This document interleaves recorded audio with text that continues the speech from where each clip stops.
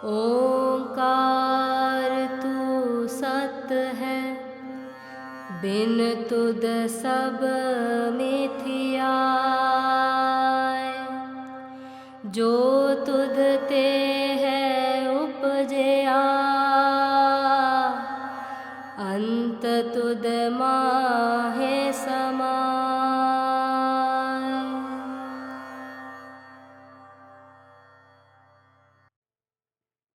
सतोंकार। गुरबाणी। कई जन्म पाए कीट पतंगा, कई जन्म गजमीन कुरंगा। कई जन्म हैवर वृख जोयो, मिल जगदीश मिलन की बरिया। चिरंकाल एह देह संजरिया। इन पंक्तियों के जरिए जो हम जैसे जीवों को समझाने की कोशिश की गई है, बताया गया है कि ये जो मनुष्य जामा, हमें ये जो शरीर मिला है, ये कितना अहम है और यहाँ तक पहुँचने के लिए इस शरीर की प्राप्ति होने तक ये जीवात्मा कहाँ कहाँ से होके आई। और ये एक दिन, एक साल, एक जन्म की बात नहीं है। अब के समय में आसानी बहुत हो गई, हर बात की अहमियत खत्म हो गई, पर ये शरीर पाने तक, इस शरीर तक, इस जीवात्मा को पहुंचने के लिए कई जन्मों से, एक जन्म की बात नहीं, कई जन्मों से भटकन, सफर जीवात्मा का लगातार जारी है। ये जीवात्मा चली हुई है और कहाँ कहाँ से होके आई। कई जन्म भय कीट पतंगा। पता नहीं कितने जन्म इस जीवात्मा को उन कीट पतंगों, जो कीड़े मकोड़े होते हैं, जितने भी जो हम देखते हैं कीट पतंगे, वो जो हम देखते हैं वो भी जीवात्मा है। और वो जीवात्मा सफर में हम जैसे वो जीवात्मा जो शरीर पा चुकी है उनसे पीछे है। वो रास्ते में हैं इस शरीर को पाने तक, वो भी रास्ते में है। और एक जन्म की बात नहीं, कई जन्म भय कीट पतंगा। पता नहीं कितने जन्म हमने उन कीड़े मकोड़ों के लिए, और जितना जीवन किसी भी कीट पतंगे का, अगर एक दिन का जन्म है, जीवन है, तो जीवन हमने भोगा। जितने भी दिनों का जीवन था, पर वो जन्म मरण और उस ज्योनि में जो भी हम देखते हैं साइंस के जरिए, जो पढ़ाई की किसी भी कीट पतंगे के लिए, वो सब हम जैसे जीवों ने भोगे हैं। हम उस रास्ते से वो सफर पूरा करके आगे चले हैं। फिर कहते कई जन्म गज मीन कुरंगा। गज हाथी को कहते हैं और मीन मछली को कहते हैं। एक जन्म नहीं, और बात सिर्फ गज होने की नहीं, हाथी होने की नहीं, भाव जानवर, जानवरों की कितनी जोनियां। और एक जन्म नहीं, ये जीवात्मा वो भी भोग के आई है।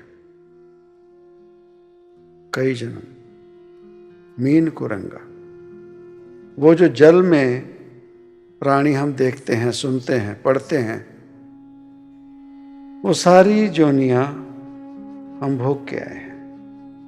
हम थे और हमारा जीवन, वो जीवात्मा का सफर वो चल रहा था। फिर कहते हैं कई जन्म हैवर ब्रिक जोयो, वो जो हम पेड़ पौधे देखते हैं, वो वनस्पति, जो भी पेड़ पौधे देख रहे हैं, उनमें भी जीवात्मा, और वो जीवात्मा का सफर जो वो चल रहा है, हमने भोगा है। वो पेड़ की जोनी हमने वो बीज रूप में बोए गए, और वो बीज ने पेड़ का रूप लिया, और जो पेड़ के जीवन की विधि, किसी पौधे के जीवन की विधि, वो हमने भोगी है। और एक जन्म नहीं, कई जन्म, कई जन्म। फिर कहते हैं मिल जगदीश मिलन की बरिया, उस रब को मिलने की अब बारी आई। कब? चिरंकाल ए देह संजरिया, इस देही को पाने के लिए इतना सफर तय किया, और ये इसमें, इस देही में संजो गए। और ये देह सवारी किसके लिए? मिल जगदीश मिलन की बरिया, उस रब को पाने की अब बारी आई। और ये सुनहरा अवसर, मौका हमें संपूर्ण होने के लिए मिल गया। कहां से चले, कैसे कैसे चले, उस सफर में चलते गए, और इतनी मेहनत की मंजिल तक पहुंचने के लिए, मंजिल तक पहुंचने के लिए। और मंजिल अब समक्ष है, सामने है। इस मनुष्य जामे के बाद आगे जो है वो रब पाना है, वो रब होना है, वो मंजिल सामने खड़ी है। और उस मंजिल तक पहुंचने के लिए, संपूर्ण होने के लिए, इस जीवात्मा को बहुत ज्यादा मेहनत की जरूरत नहीं है। कारण कि इस जामे तक पहुंचने के लिए हमने मेहनत की है कई जन्मों से, इसी जन्म की नहीं, कई जन्मों से। और इतनी मेहनत करते हुए अब जब मंजिल सामने आ गई, तो अब थक गए। अब हमारे भीतर वो अवगुण पनपने लगे जिन्हें हम जीत चुके थे। अगर कहा गया कई जन्म गजमीन को रंगा, वो जो जानवरों की आदतें हैं, जब हम जानवर की किसी जोनी में गए तो हमने वो वृत्ति में संपूर्णता, उस जानवर की आदतों का सुकून लिया, वो आदतें हमने जीवन में ढाली, पर उस जोनी में। पर इस जीवन में मनुष्य जामा पाने के बाद भी अगर हम वो जानवरों वाली वृत्ति इस जामे में अगर इख्तियार करें, तो फिर हमने जीवन में कुछ पाया नहीं। ये जामा मिलने की अहमियत को हम पहचान नहीं सके। फिर तो वो जानवर ही ठीक थे, वो जानवर ही ठीक हैं। उसके बावजूद हमें ये मौका मिला उस रब को प्राप्त करने के लिए। इस देही को सिमरें देव, वो जिन्हें हम देवी देवता कहते हैं, वो भी इस देही को सिमर रहे हैं कि अपने सेहत का ख्याल रखो, अपने शरीर को ऐसे ना गवाओ। ये शरीर, कारण कि यही मौका है, इसके बाद ये देही मनुष्य जामा मिलेगा नहीं मिलेगा, कब मिलेगा? मिलना तो है दोबारा पर वही घूमकर फिर यहीं पहुंचेंगे। हो सकता है कुछ समय पहले भी हम मिले हों, हो सकता है उस समय भी यही बात समझाई गई हो सकता है उसके पहले भी कुछ समय पहले मिले हों और बात यही समझाई गई हो, कारण की बात ही यही है। मनुष्य होने की अहमियत क्या है? सफर में चले। और मंजिल क्या है? मंजिल क्या है इस जीवात्मा की? मंजिल है वो रब पाना, मंजिल है संपूर्ण होना, मंजिल है इस जीवात्मा को परमात्मा में विलीन होना। यह है सच्चाई। और उस चीज को विसार के हम और सभी काम कर रहे हैं, हम और सभी काम कर रहे हैं, पर उस सच्चाई को समझने की कोई कोशिश नहीं कर रहे। किसी भी मजहब में किसी भी महापुरुष ने हम जैसे जीवों को समझाने की कोशिश किया की, समझाने की कोशिश की गई कि ऐ जीवात्मा अपनी सच्चाई पहचान, ऐ जीव, ऐ मनुष्य। ये शरीर से भी बात की गई ना।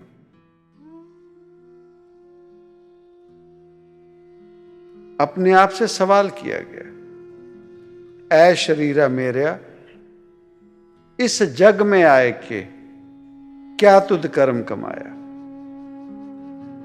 अपने आप से सवाल करो। ऐ शरीरा मेरा, जीवात्मा इस शरीर से पूछ रही है कि इस जग में आई के, इस संसार में जीवन में आके क्या तुद कर्म कमाया। पूछ अपने आप से। हम अपने आप से सवाल करें, सुबह उठे रात होने तक, सिर्फ आज की नहीं, कई सालों से सुबह उठने से रात सोने तक हम क्या कर्म करते हैं? क्या तुद कर्म कमाया। क्यों? इस देही को सिमरें देव। ये इतनी महान जोनी मिली है मनुष्य होने की, इसकी अहमियत समझें। और मंजिल पहुंचना है तो मंजिल पहले हम अपना डेस्टिनेशन डिसाइड करें, हमने पहुंचना कहां है।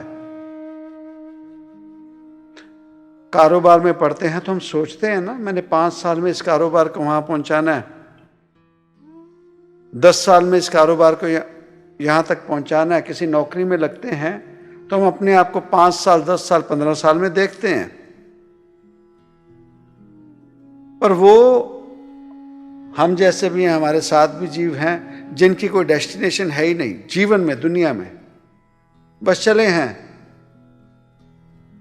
और आज तक अपने आप से सवाल नहीं कर सकते हम आज कहीं क्यों नहीं पहुंचे, अभी भी क्यों नहीं पहुंच पा रहे, क्योंकि हमारी डेस्टिनेशन डिसाइडेड ही नहीं है। पहले आज आप सोचने लग जाओ, कंप्यूटर लाइन में हो, फिर मन में आता रहे अरे मेरी फैंटेसी तो फैशन डिजाइनिंग में थी, बीच में आप फैशन डिजाइनिंग के बारे में पढ़ने लग जाओ, फिर अपना मन भटकाने लग जाओ। फिर किसी समय में आपका होगा मैंने तो स्टिचिंग का भी करना था, स्टिचिंग भी अच्छी लगती है मुझे, पेंटिंग भी अच्छी लगती है। तो आप देखना 2-4 साल में आप तबाह हो जाओगे। हमारे साथ भी जीव बहुत करीब, बहुत साथ में चले हुए हैं जिनकी आज तक डेस्टिनेशन लाइफ की डिसाइड ही नहीं हुई। वो बस शॉर्ट टर्म देखते हैं, शॉर्ट टर्म देखते हैं, लॉन्ग टर्म नहीं देखते। और शॉर्ट टर्म देखते देखते वो कहीं नहीं पहुंच सके दुनियादारी में, और आगे भी कहीं नहीं पहुंचेंगे। कारण दिन दिन अवध कटत है, ये उम्र कम होते जा रही है दिन ब दिन। इस शरीर में वो ताकत नहीं रहेगी जो पिछले साल तक थी। इस शरीर में वो ताकत नहीं रहेगी जो पिछले 5 सालों में थी। अजहू न समझो, अजहू न समझो। ये शरीर की अहमियत पहचाने। सो डेस्टिनेशन क्या है, टारगेट क्या है हमारा? शायद हमें ये बात समझ नहीं आई। ये बात सत्संग के जरिए उस ओंकार ने हमें कब से समझाने की कोशिश की। आज फिर ध्यान, आंखें, दिमाग खोल के ये बात सुने। वो जिन्हें हम द्रोणाचार्य कहते हैं, उन्होंने एक इम्तिहान रखा। वो जिन्हें हम गुरु द्रोणाचार्य कहते हैं, उन्होंने एक इम्तिहान रखा अपने शिष्यों के लिए। इम्तिहान क्या था? उन्होंने पेड़ पर एक खिलौना रख दिया, एक पक्षी का। और इम्तिहान क्या था कि उस पक्षी की आंख में निशाना सेध कर उसकी आंख में तीर चलाना था। वो था इम्तिहान। और सभी को तैयारी करवा दी। और जिस दिन वो इम्तिहान था, सभी को बुला लिया। और क्या हुआ? वो तीर चलाने से पहले सवाल कर दिया। अब समझ आए शायद। अपना टारगेट देखो, अपने जीवन का टारगेट देखो। औरों के टारगेट्स क्यों देखते हो? औरों के जीवन में दखल अंदाजी हम क्यों करते हैं? फिर एवड ऊंचा होवे कोई, तिस ऊंचे को जाने सोए। इसका मतलब क्या है? वो जीव जो हमसे ज्यादा आगे है किसी भी पोजीशन में, उस जीव को समझाने की कोशिश ना करें, उस जीव को किंतु परंतु ना करें, उस जीव को सवाल ना करें। मूढ़मती, थोड़ी सी क्षण भर की जानकारी लेकर हम उसे ज्ञान समझकर उन जीवों को हम शिक्षा देने की कोशिश करते हैं, ना किया करें।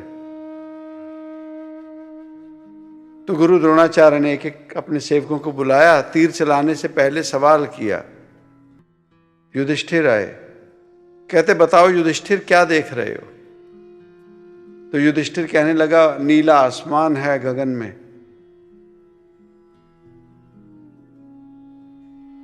पेड़ देख रहा हूं, बहुत पवन चल रही है, ठंडक सी है, मौसम अच्छा है, और एक आपने वहां पक्षी रखा हुआ है। गुरु द्रोण कहते हैं ऐसे कर, यहां आ जा, बगल में साइड में आ जा। दुर्योधन आओ, भीम आओ, और सभी उस तरफ देख के एक ही बात कहें। किसी को पत्ते नजर आ रहे हैं, किसी को आसमान में पक्षी नजर आ रहे हैं, किसी को आसमान नजर आ रहा है, किसी को बादल नजर आ रहे हैं, किसी को पत्ते नजर आ रहे हैं, किसी को पेड़ नजर आ रहे हैं, किसी को सभी नजारे। जितना ज्यादा डिस्टर्ब बंदा, जितना ज्यादा भीतर से डिस्टर्ब बंदा, उसे उतना ज्यादा दुनिया में ज्यादा दिखेगा। जितना ज्यादा डिस्टर्ब बंदा, उसे जीवन में सबसे ज्यादा आइडियाज आएंगे और वो कहीं नहीं पहुंच सकेगा। जितना डिस्टर्ब बंदा होगा, जितने ज्यादा आइडियाज जीव को आते हैं, वो समझ लो बहुत ज्यादा डिस्टर्ब है, अंदर टिका नहीं है। वहां मन भटका, वहां से एक बात। और आइडियाज देने वाला कभी भी गुणी नहीं होता। आइंस्टाइन ने कभी किसी को आइडिया नहीं दिया, उसने जीवन में करके बता दिया। एलन मस्क ने किसी को आइडिया नहीं दिया, उसने जीवन में करके बता दिया। बिल गेट ने कभी किसी को आइडिया नहीं दिया। वो जो आइडिया देते रहते हैं ना, और एक नहीं, भर भर के, वो समझते हैं हमें जानकारी, ज्यादा जानकारी नहीं है, वो डिस्टर्बेंस है भीतर की, कोई चीज की संपूर्णता जानकारी नहीं। जो अगर कोई जीव डॉक्टर बन गया ना, उसने जीवन की और बातें सलाह देनी नहीं, उसने सिर्फ और सिर्फ मेडिकल की बात करनी है,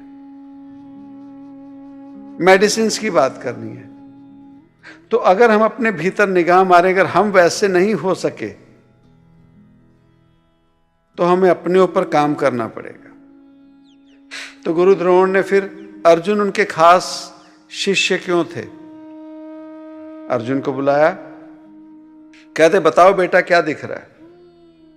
अर्जुन ने देखा, निशाना साधा, कहता कि मुझे उस पक्षी की आंख दिख रही है। कहता सच में? कहता मुझे सिर्फ गुरुजी उस पक्षी की आंख दिख रही है। कहता चला दे बाण, और निशाना भेज दिया उस पक्षी की, खिलौना ही था, आंख भेज दी। वो था अर्जुन, वो है टारगेट, वो है डेस्टिनेशन। हम अपने आप में जीवन में देखें, हमारी डेस्टिनेशन क्या है, हमारा टारगेट क्या है? शैटर्ड, शैटर्ड पंजाबी में बहुत बढ़िया से कहते, जिस लाई गली ओसे नाल उठ चली। जिसने जो बात कही उसके पीछे चल पड़े, जिसने जो बात कही उसके पीछे चल पड़े। और आज दुनिया बर्बाद इसलिए हो गई, आज किसी की कोई डेस्टिनेशन नहीं है, बस चले पड़े हैं, बस चले पड़े हैं। इस अवस्था में हम कहीं नहीं पहुंचेंगे। कहीं जाना है, ये सेंटर आए हैं,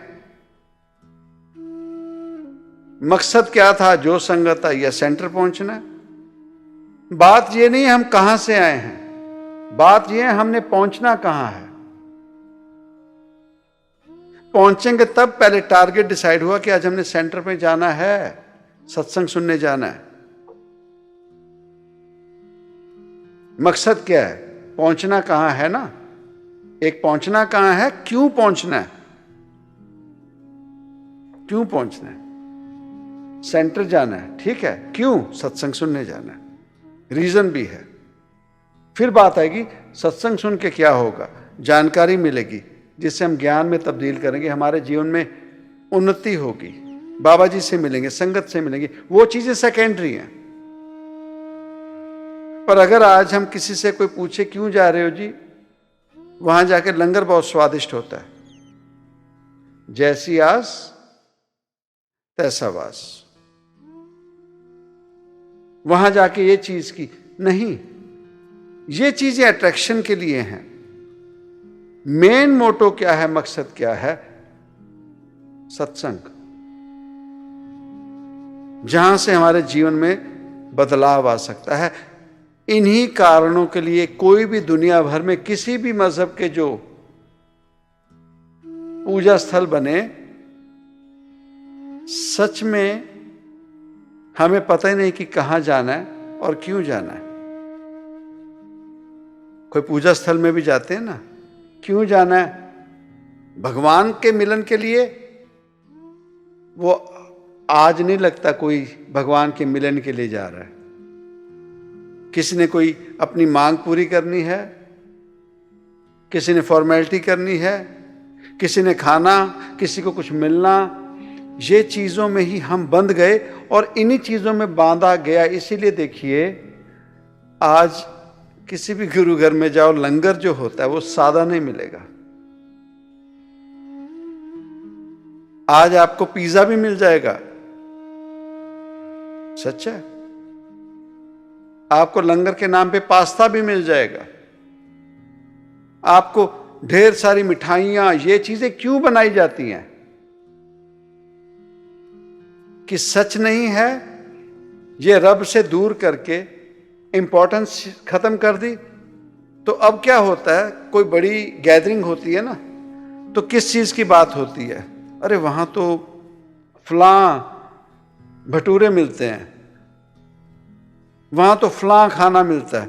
अब क्या हुआ, हम और वो जो हमारे संग बच्चे हैं, उनको हमने बात भगवान की नहीं कही, हमने इंपॉर्टेंस खाने की कही। और जब वहां पहुंचे, हमें नहीं पता कौन सत्संग कर रहा है, कौन से कोई महापुरुष कोई कथा कर रहे हैं, क्या बातें चल रही हैं, एक ही मोटो है, चाहे लंबी लाइन भी क्यों ना हो, पहुंचना वहीं है जहां पे सोच के आए थे।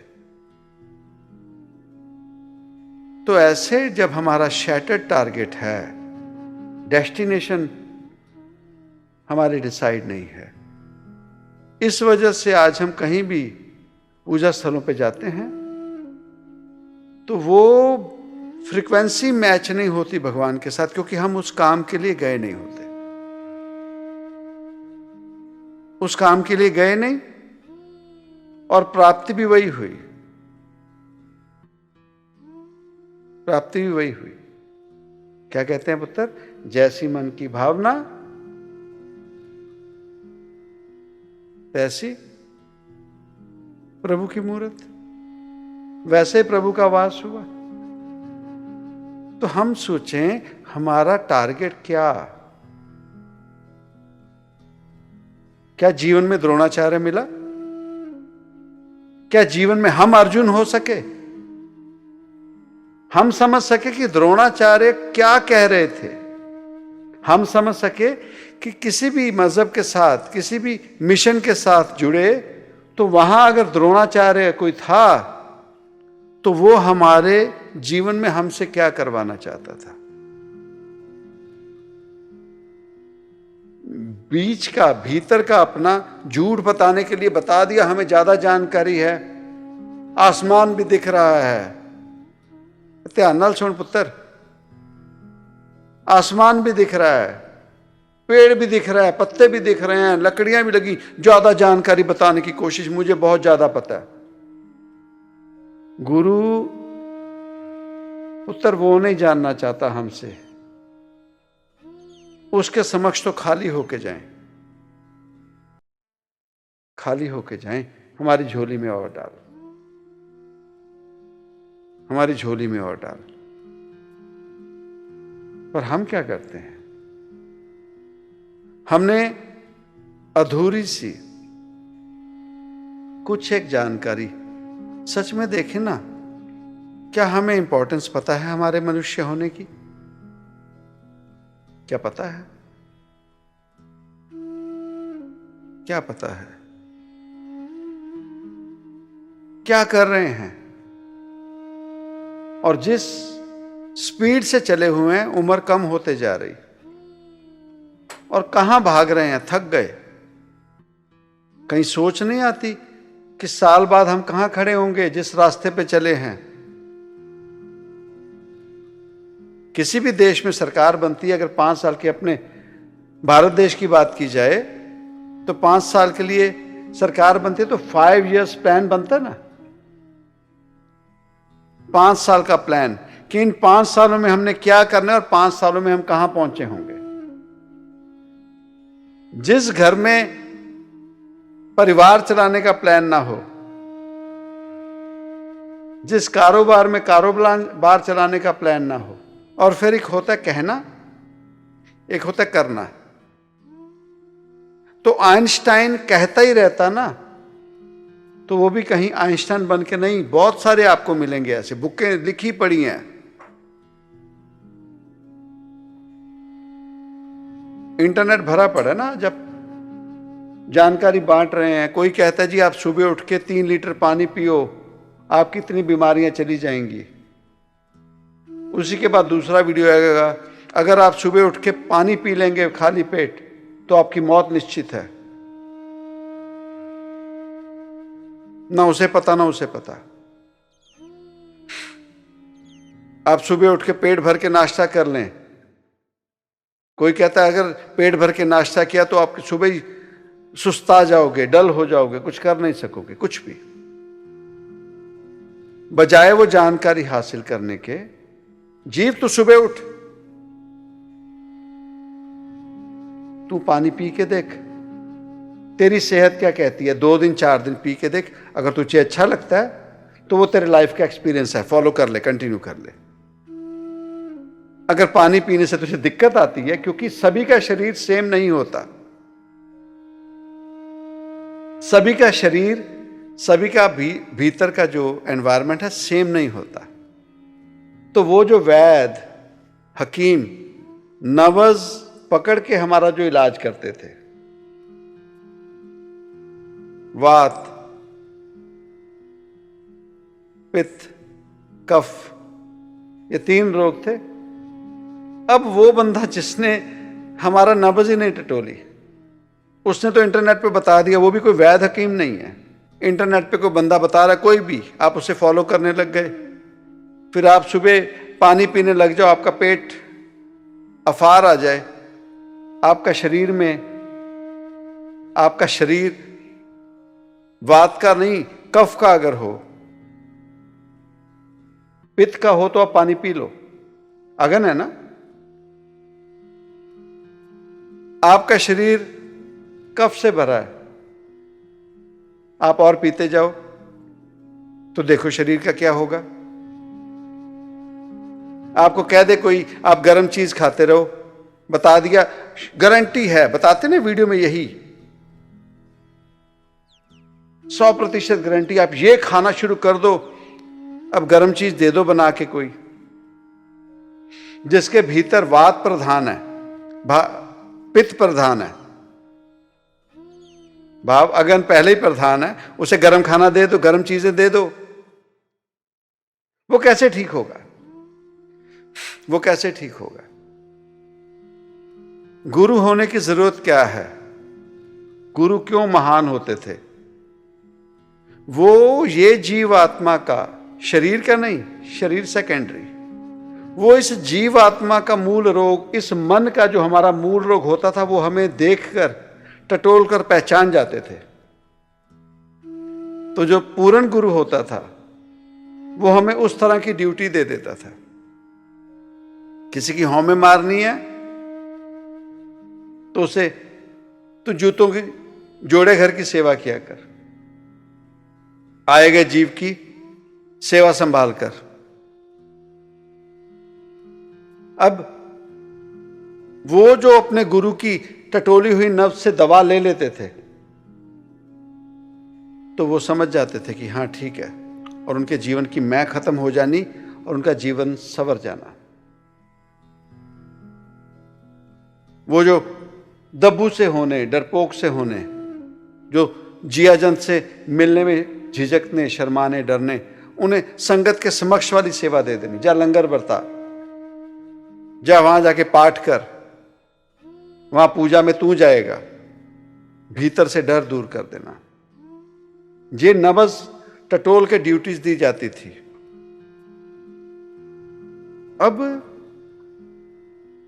अब उन चीजों का अनफॉर्चुनेटली क्या हुआ, मिसयूज होने लग गया। अगर कोई हौमे से भरा है तो उसकी हौमे मारने के लिए कोई नौकरी, सेवा नहीं दी जाएगी, उसे उसी काम में यूज कर लिया जाएगा, क्योंकि काम निकालना है अपना। हम अपने जीवन में एक्सपीरियंस जो कर चुके हैं, अपना काम निकालने के लिए वैसी जगह पे डाल देंगे। पर सच ये नहीं है, मनुष्य जामे की सच्चाई ये नहीं है। अपने आप को पहचाने, अपना टारगेट देखें कि जन्म क्यों हुआ, जन्म क्यों हुआ। एक आम इंसान का जामा मिला तो ये कह दिया, कई जन्म भय कीट पतंगा, आम इंसान को बताई गई बात। और इसी जीवन में अगर तुम्हें कोई रब के घर से कोई औहदे मिले हैं, रब के घर के, तब तो जिम्मेवारी ज्यादा होगी ना। और जिम्मेवारी को भूलकर हम आम इंसानों की तरह, तो बात नहीं बनती।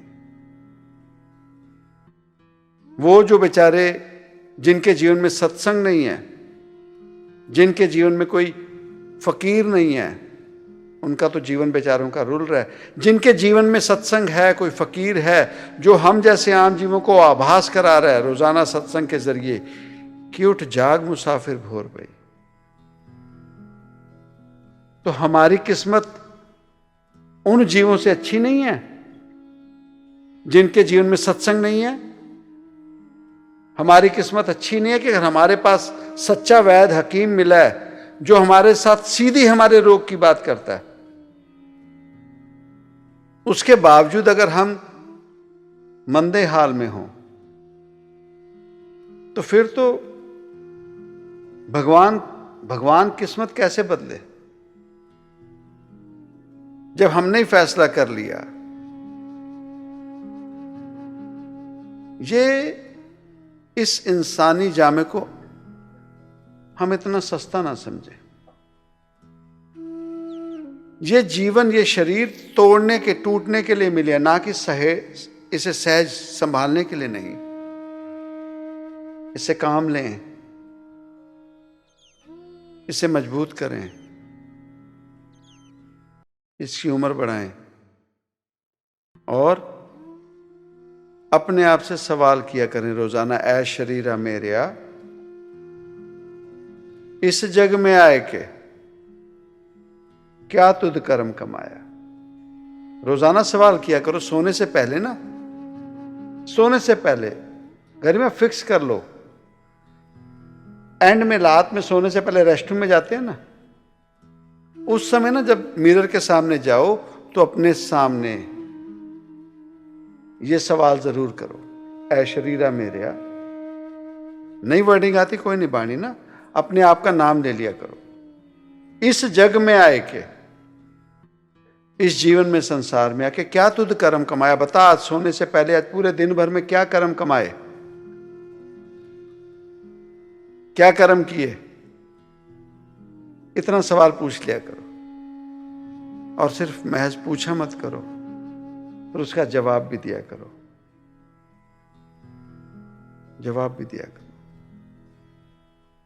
ये मनुष्य जामा इन कामों के लिए नहीं है साध संग जी, जो हम कर रहे हैं।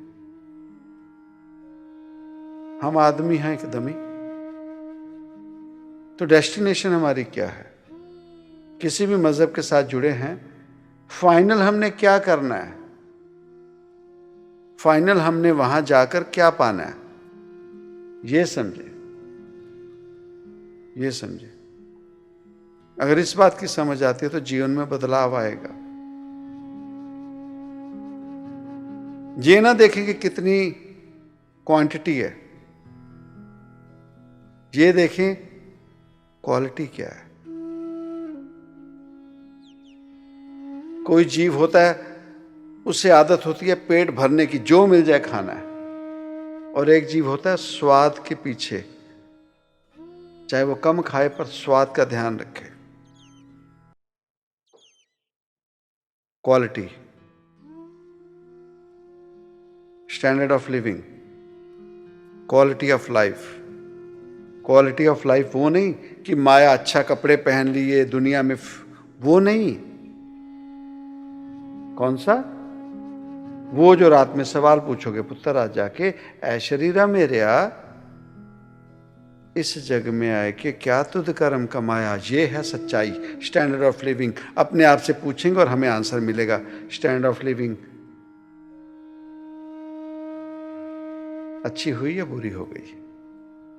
बद से बदतर हो गए हैं साथ संग जी। अपने आप से हमें शर्म भी नहीं आती,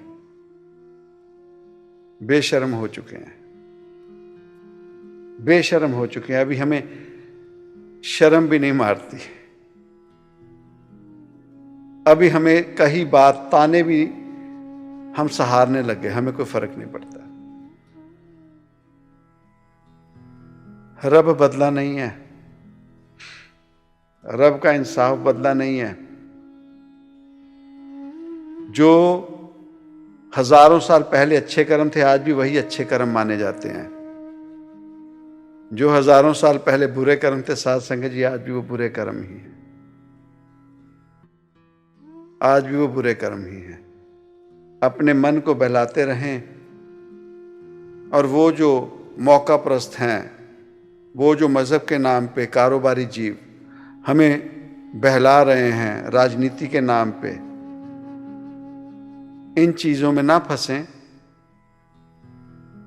अपने आप की सच्चाई पहचाने, अपने जीवन का हम कितना नुकसान कर रहे हैं, हमारे जीवन का क्या नुकसान हो रहा है। अपने आप से सवाल करें, अपने जीवन को देखें। जैसे हम दुनियावी तौर पे नहीं देखते हैं, कारोबारी हो या नौकरी पेशा हो, कितने एक्सपेंस हैं, आमदन कितनी है, खर्चा कितना है, कर्जा कितना है, या लेनदार कितने, वैसे ही साथ संगत जी अपने आध्यात्मिक जीवन के अपने कर्मों का लेखा भी रोजाना पूछा करो। शुभ हैं या अशुभ हैं, बुरे हैं या अच्छे हैं, ये अपने आप से सवाल किया करो। तब किसी सत्संग में आना, तब किसी मजहब से जुड़ना, तब किसी पूजा स्थल पे जाना, तब कोई आडंबर करना, जप तप करना, ये चीजों का फायदा तब होगा। नहीं तो अंधों की दौड़ लगी है और एक दूसरे की आवाज सुनकर और भागे जा रहे हैं। कहां पहुंचना है, क्यों पहुंचना है, किसी को नहीं पता।